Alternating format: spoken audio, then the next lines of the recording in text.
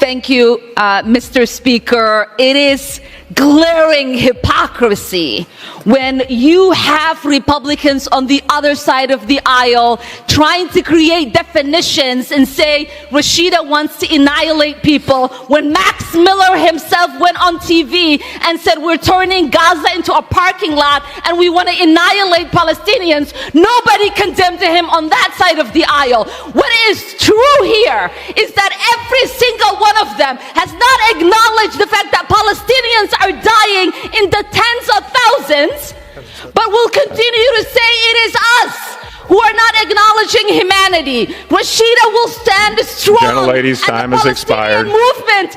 The House chamber erupted into verbal crossfire as accusations of hypocrisy flew across the aisle.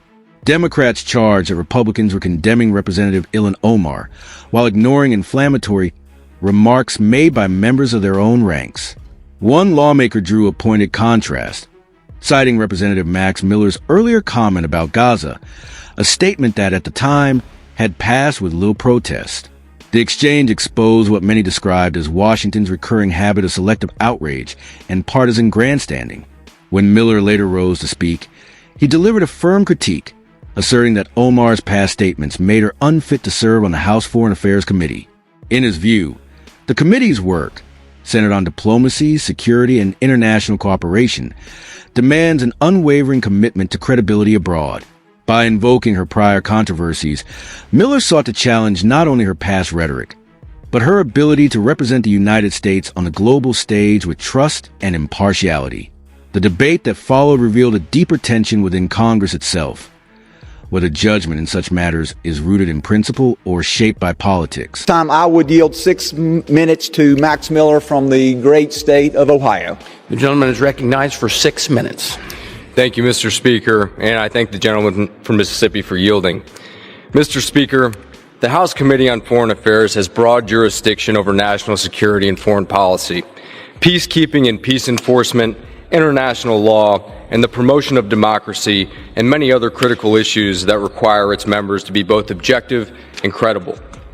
Members of the Committee on Foreign Affairs represent the United States abroad and are regarded as credible emissaries of American foreign policy. Their words have significant weight in guiding our relations with other countries and are relied upon by world leaders.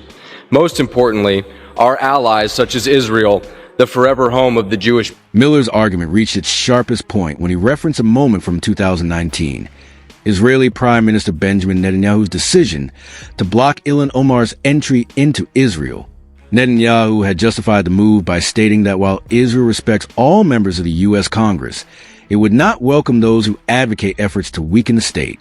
To Miller, that incident underscored what he saw as a fundamental conflict. If one of America's closest allies viewed Omar as biased, how could she credibly serve on matters of foreign policy? He used the example to emphasize the historic U.S.-Israel alliance, a partnership of over 75 years rooted in shared democratic values and mutual security. Miller warned that failing to protect this bond risked undermining America's credibility in an already unstable region. His message was clear and deliberate. Lawmakers tasked with shaping the nation's foreign agenda must be capable of engaging constructively with its allies. The argument drew applause from his Republican colleagues and highlighted the continued weight Israel holds in American political life. But what happens when a committee member is no longer viewed as a credible emissary of our foreign policy? What if a member is barred from visiting one of our allies because of their prejudiced comments? How can members who are unable to engage with our allies in a constructive manner be considered credible members of the committee? Well, the gentlelady's discriminatory comments disqualified her from traveling to Israel in 2019. Prime Minister of Israel, Benjamin Netanyahu, would not allow Representative Omar to enter, saying, "We respect all political parties in the United States equally. However, we will also respect ourselves. Whoever comes to impose boycotts on us and to deny the legitimacy of the State of Israel, we will not allow them entry." Yes, the gentlelady disqualified herself from entry into one of the most important countries allied with the United States. Over the past 75 years, Israel has been a steadfast ally of the United States. Israel has stood by us through the volatility in the Middle East, and this alliance has been critical to our own national security. How can someone not welcomed by one of our most important allies serve as an emissary of American foreign policy on the Foreign Affairs Committee?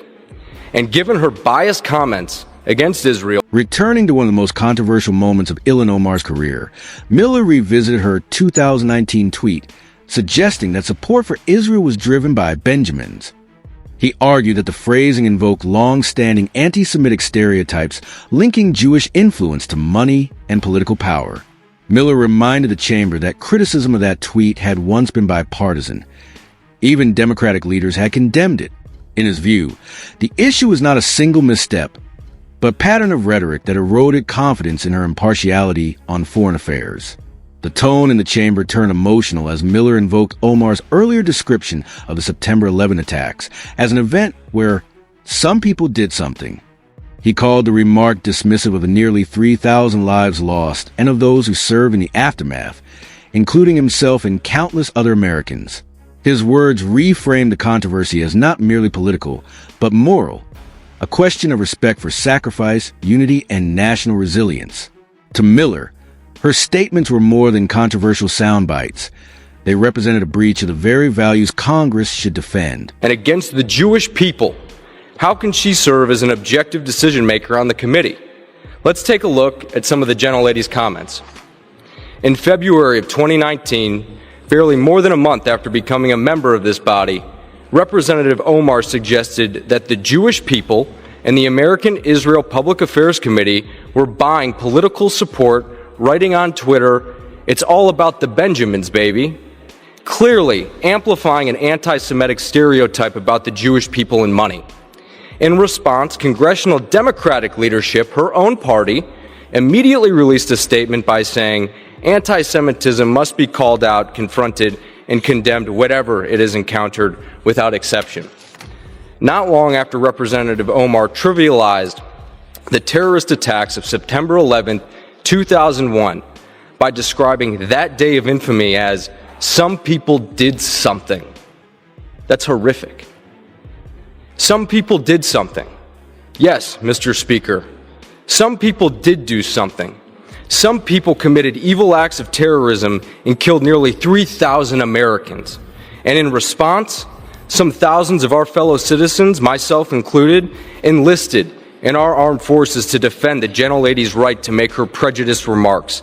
Many went off to combat and even died to defend that. Miller pressed further, condemning Omar for a previous statement that appeared to equate the actions of the United States and Israel with those of the Taliban and Hamas. He called the comparison unacceptable and deeply offensive, arguing that it blurred the line between democratic nations governed by law and violent extremist movements driven by ideology. Citing the dozen House Democrats who had publicly rebuked Omar at the time, Miller noted that criticism of her remarks had transcended party loyalty. He insisted that his efforts were not political retribution, but a matter of principle, a defense of the moral distinction that separates democratic conduct from acts of terror. Drawing connections between her various controversies, the Benjamin's tweet, her 9/11 comments, and her critiques of Israel's policies, Miller framed his case as one of consistency and integrity. Removing her from the committee, he said, was not about silencing a voice, but preserving the credibility and security of American diplomacy. But they did not die fighting to have their bravery and love of country undermined by a member of the House Foreign Affairs Committee. Mr. Speaker, I have no words to describe just how utterly unacceptable these comments are. But that's not all. In 2021, the gentlelady referred to Israel, which has the absolute right to defend itself against terrorism and attacks on its very existence, as an apartheid state. She even equated the United States and Israel, countries that have stood as beacons of democracy, to the Taliban and Hamas, organizations that impose terror on their regions in the world. Once again, even her Democrat colleagues swiftly condemned her comment. 12 Democrat members of this body released a statement which noted, equating the United States and Israel to Hamas and the Taliban is as offensive as it is misguided, ignoring the differences between democracies governed by the rule of law and contemptible organizations that engage in terrorism. At best discredits one intended argument and at worst reflects deep-seated prejudice from her own party. Some have decried this effort as a political game. Mr. Speaker, I assure you this is no political game. This resolution is not about engaging in a tit-for-tat with my colleagues. By the conclusion of his address, Miller called upon the House to unite behind the resolution, removing Omar from the Foreign Affairs Committee. He framed the vote not as a partisan triumph, but as a reaffirmation that Congress must stand firmly against prejudice and hostility in any form. He pointed to past condemnations from both parties as proof that the principle at stake transcended political lines. His appeal carried the weight of moral accountability, urging lawmakers to uphold the integrity of the institution itself. In the aftermath, commentators across platforms reignited the debate. Analysts such as Alison Reacts described the resurfacing of Omar's remarks as both revealing and deeply unsettling, arguing that they reflected a persistent inconsistency with the standard expected of those shaping U.S. foreign relations. Others highlighted what they saw as an imbalance in how such controversies are reported and remembered. The broader message resonated far beyond the chamber. If America seeks to model principled leadership to the world, it must hold every public figure, regardless of party, to the same standard of responsibility, respect, and truth. On the other side of the aisle, this is about keeping someone with a long record of anti-Semitic and anti-Israel bias off the Foreign Affairs Committee, which needs objective emissaries for our foreign policy. Even the Democrat former chairman of the House Foreign Affairs Committee, Eliot Engel, said that Representative Omar's anti-Semitic comments have no place in the Foreign Affairs Committee or the House of Representatives. That was in addition to the previously mentioned joint statement from 12 of the gentlelady's Democrat colleagues. The facts are clear. Representative Omar has espoused anti-Semitic and anti-Israel rhetoric time and again. She cannot be an objective contributor to the work of the committee, and she has brought dishonor to the House of Representatives. This committee, which is viewed by nations around the world as speaking for Congress on matters of international importance and national security, should not have a seat for a member who would bring such dishonor to that committee. I encourage all of my colleagues on both sides of the aisle to support this resolution, to say with one voice that the United States House of Representatives does not condone hate, and to reaffirm we will always condemn anti-Semitism.